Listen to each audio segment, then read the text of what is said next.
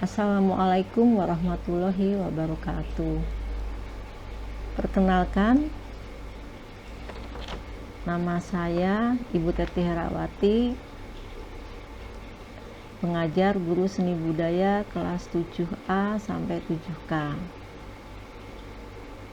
Pada kesempatan hari ini, izinkan Ibu untuk sedikit memberikan wejangan kepada kalian, karena kalian termasuk siswa yang baru saja diterima di kelas 7 dengan situasi yang berbeda dengan tahun-tahun sebelumnya. Nah, untuk pembelajaran ini kalian akan mendapatkan materi secara online dari setiap mapel, sehingga dibutuhkan keseriusan kalian untuk belajar.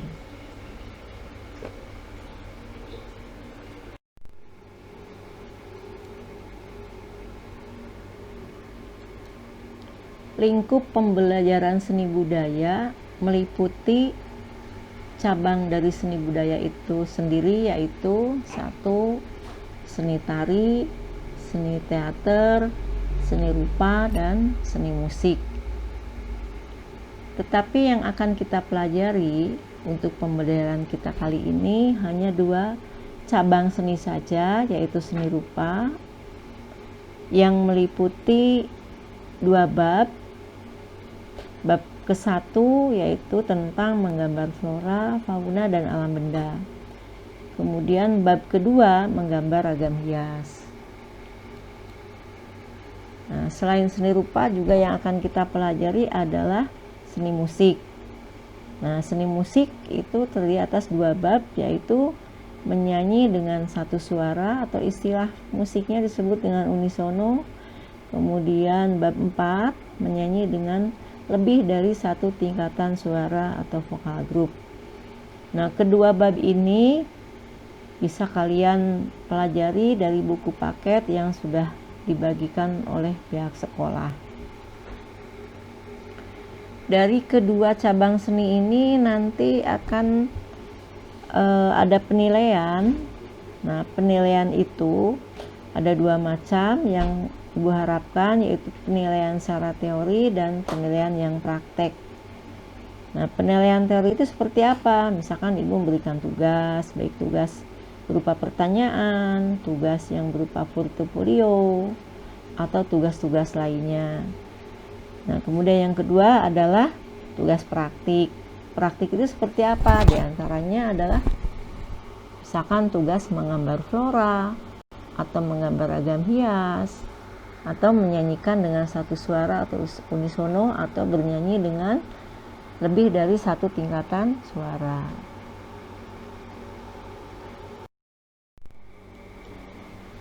Marilah anak-anak kita memulainya dengan pembelajaran bab 1 dengan judul menggambar flora, fauna, dan alam benda. Nah, pada kesempatan pertemuan kali ini kemungkinan materi tidak akan disampaikan semuanya, sehingga kita akan melakukannya dalam beberapa bagian. Jadi yang pertemuan kali ini adalah termasuk bagian ke-1.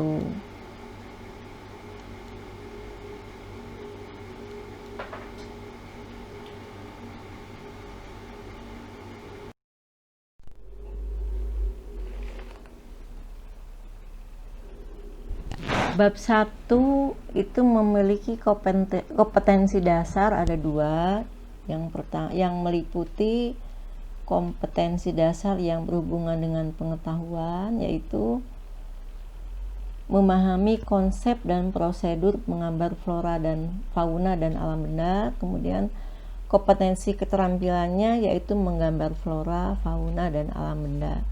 Jadi setelah kalian memahami teorinya, nanti prakteknya adalah kalian menggambarkan flora, fauna, dan alam benda.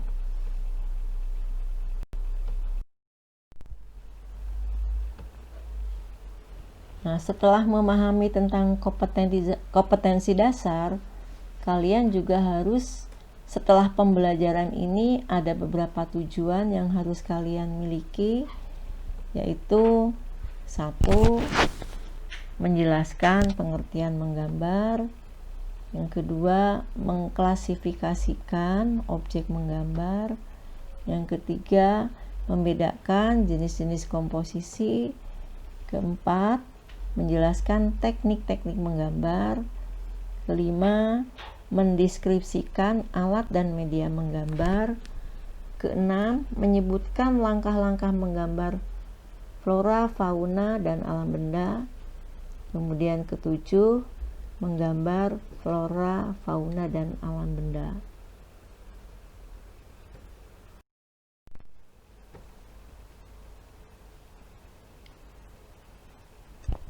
Apa itu menggambar? Nah, tujuan pertama yang ingin kita capai adalah anak-anak tadi diharapkan dapat menjelaskan arti menggambar. Menggambar itu apa? Nah, menggambar itu adalah merupakan aktivitas fisik dan mental yang dituangkan ke dalam bentuk goresan tangan pada media 2 dimensi dan 3 dimensi. Nah, yang dimaksud dengan aktivitas fisik dan mental itu seperti apa? Ketika kita menggambar, pasti ada bagian tubuh kita yang melakukan sebuah kegiatan, misalkan menggoreskan kuas atau pensil pada buku gambar atau pada kanvas. Nah, kegiatan itulah yang disebut dengan kegiatan fisik. Kemudian yang disebut dengan aktivitas mental. Nah, ketika kita menggambar pasti membayangkan sesuatu yang menggambar itu saya harus baik. Nah, ketika menggambar itu sudah selesai, saya harus memberi warna yang bunga, misalkan yang diinginkan warna pink. Nah, itu adalah aktivitas mental. Jadi aktivitas mental itu sama dengan gagasan dan ide-ide yang ingin dituangkan ke dalam hasil karya kita. Nah, bentuk-bentuk goresan itu kemudian dituangkan ke dalam media 2 dimensi dan 3 dimensi. Yang disebut dengan media 2 dimensi itu apa? Yaitu media yang hanya memiliki dua sisi saja, yaitu dua sudut pandang, itu dia hanya memiliki ukuran panjang dan lebar saja. Tapi kalau yang media 3 dimensi, medianya itu bisa dilihat dari berbagai arah, yaitu depan, belakang, kemudian samping. Kalau yang 2 dimensi hanya bisa dilihat dari satu arah saja. Atau menggambar juga dapat diartikan sebagai bentuk kegiatan yang melibatkan gagasan, imajinasi melalui media 2 dimensi dan 3 dimensi dengan memperhatikan komponen-komponen proporsi, komposisi, keseimbangan, dan gelap terang. Selanjutnya adalah tentang objek menggambar. Objek menggambar di dalam seni rupa itu dikelompokkan menjadi 3. Yang pertama, objek menggambar itu berupa flora. Contohnya adalah ada bunga. Ini kira-kira kalian bisa menebak bunga apa ini? Yang kedua, ada bentuk daun. Bunga dan daun adalah bagian dari flora atau tumbuhan.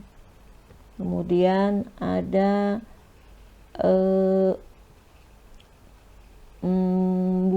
pohon eceng gondok, ini yang biasanya selalu hidup di air. Kemudian yang terakhir adalah mungkin kalian sudah tahu dengan bentuk seperti ini. Ini adalah bunga kamboja.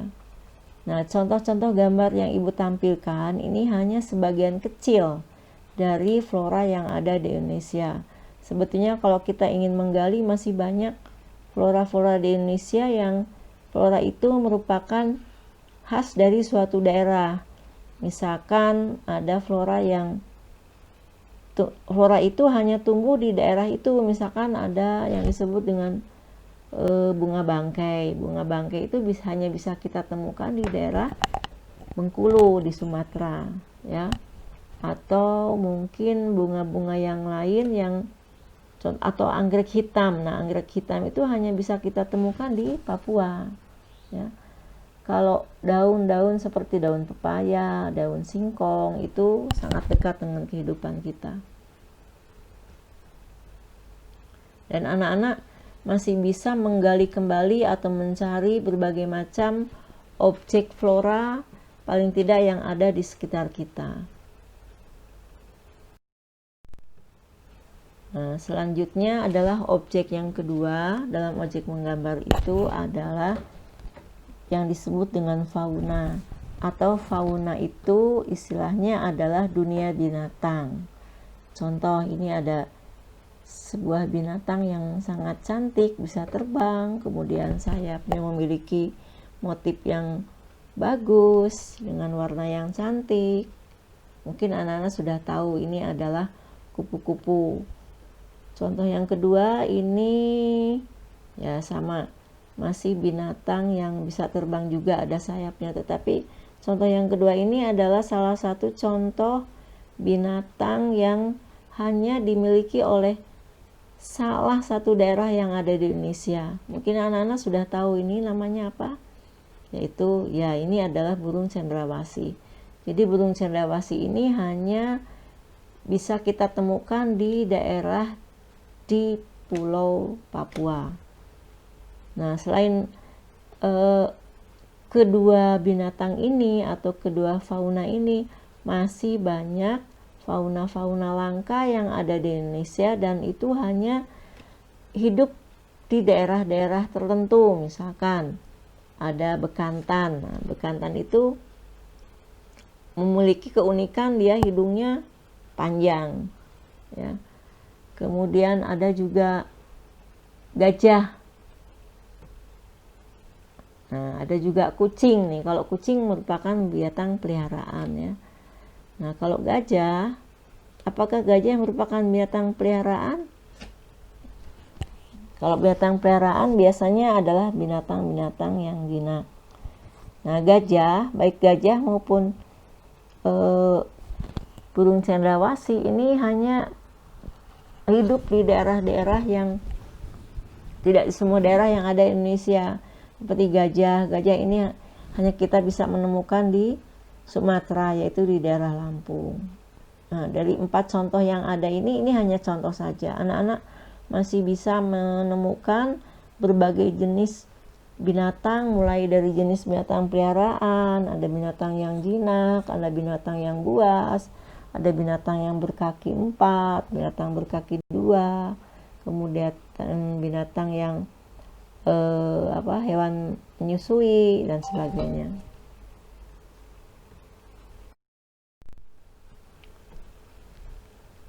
Objek menggambar yang ketiga yaitu adalah alam benda. Nah, alam benda itu adalah, nah contoh ini adalah 2 bentuk alam benda yang dekat dengan kehidupan kita, yaitu satu di sini ada botol. Botol ini termasuk alam benda, ya. Alam benda yang sengaja dibuat oleh manusia, tapi backgroundnya itu atau latar belakangnya itu termasuk benda alam, yaitu benda yang tidak diciptakan oleh manusia tapi sudah terjadi dengan sendirinya. Contoh alam lain diantaranya adalah ada benda-benda, nah ini ada ember, ada wajan, kemudian ada botol, ada meja, dan ada lemari. Nah, dari kedua contoh yang ada di atas dan di bawah ini, kalian harusnya bisa membedakan bahwa benda-benda yang ada di paling atas ini adalah benda-benda yang bentuk dasarnya adalah silinder atau silindris. Sehingga bentuk benda yang seperti ini disebut benda silindris.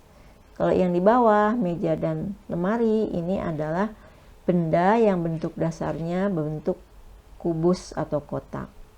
Ya, dari kedua jenis benda ini kalian bisa mencari atau bisa mendata kira-kira benda apa saja sih yang ada di sekitar kita.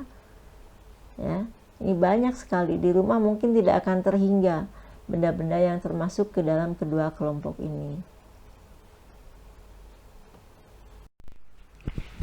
Semoga dengan penjelasan materi yang sudah Ibu sampaikan, kalian bisa memahami sehingga materi yang sudah kalian terima itu bisa dicerna dengan baik, dan apabila ada hal yang masih belum dipahami, kalian bisa menanyakan ke ibu melalui classroom ini atau ke WA ya.